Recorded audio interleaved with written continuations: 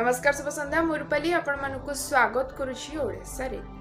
मुख्यमंत्री श्री मोहन चरण माझी आज अपराह्न खारबेल भवन ठारे सबु सचिव मानक सह बैठक में जोग दे नुआ सरकार का आभिमुख्य स्पष्ट करने सहित निर्वाचन प्रतिश्रुति पालन करने विधिबद्ध कार्यक्रम प्रस्तुत करने को निर्देश देइछन्ति। लोकों का आशा आकांक्षा पूरण करने दिगरे सरकार लक्ष्य हासिल दिगरे प्रशासनिक दलर सहयोग कामना करिसेंति। मुख्यमंत्री कही जे आम सरकार लोकों पाखरे 24 घंटा उत्तरदायी जनप्रतिनिधि भाव एवं सरकार भाव आमे लोकों सहित रहिबा प्रतिबद्धता नहीं काम करिछु। तेणु 21टी प्रमुख निर्वाचन प्रतिश्रुति गुड़िक किपरि ठीक भाव कार्यकारी हम ताहा आपण मानकर गुरु दायित्व। तेणु से दिगरे काम आरंभ करने को मुख्यमंत्री परामर्श देथिले। मुख्यमंत्री कही जे आउ 12 वर्ष मध्य स्वतंत्र ओडिशार 100 वर्ष पूरण होगा जाउछि। 2047 मध्य देशर स्वाधीनतार 100 वर्ष पूरण हेबो। तेणु उभय डिविजन को दृष्टि रखी आमको ओडिशा पई एक डिविजन 2036 प्रस्तुत करने को गत 24 वर्ष मध्य जहाँ हो पारि नहीं ताकू एही 5 वर्ष भितर करने को पड़िबो बोली से कहिछि। जुलाई 22 तारिख रु आरंभ हेब सप्तदश ओडिशा विधानसभा निर्वाचन। आसंता 24 तारिख रे उपबाचस्पति निर्वाचन हेब।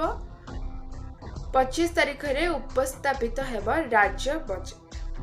चलित वर्ष ओडिशा रे लागिबो 5 कोटी गछ कहले परिवेश विभाग सचिव सत्यव्रत साहू। आज वन महोत्सव अवसर रे साहू सूचना दैछन्ति जे 18 मासिया परिवर्ते दियाजिबो 30 मासिया चारा। परिवेश सुरक्षा पाई परिवेश अनुकूल पॉलिथिन दियाजिबो। भुवनेश्वर डुडुमा सरकारी उच्च विद्यालय परिसर में अशोका गछ लगाई नड़िया बाड़ी मुख्यमंत्री मोहन चरण माझी। मुख्यमंत्री कहिसेंति जे वृक्षरोपण रे देश 1 नंबर ओडिशा। एक पेड़ माँ के नाम कार्यक्रम रे लागिछि 1,45,000 गछ। ओडिशा देशर 1 नंबर और 48,000 गछ लगाई केरल द्वितीय स्थान रे रहिछि। पिलांको उपस्थान वृद्धि पाई यातायात खर्च देबे ओडिशा सरकार। राज्य रे समस्त जिला शिक्षा अधिकारी को ओसेपा पक्षरु चिठी करा जायछि।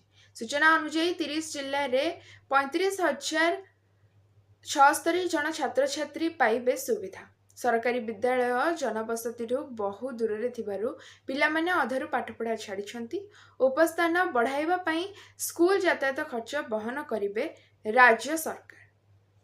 पूर्वतन मंत्री सुरेंद्र नाथ नायक वियोग में मुख्यमंत्री गभीर शोक प्रकाश करिसेंति। मुख्यमंत्री श्री मोहन चरण माझी कहिसेंति जे स्वर्गत नायक जड़े लोकप्रिय नेता और दक्ष प्रशासक थिले। साधारण लोकों भितरे से अत्यंत प्रियपात्र थिले।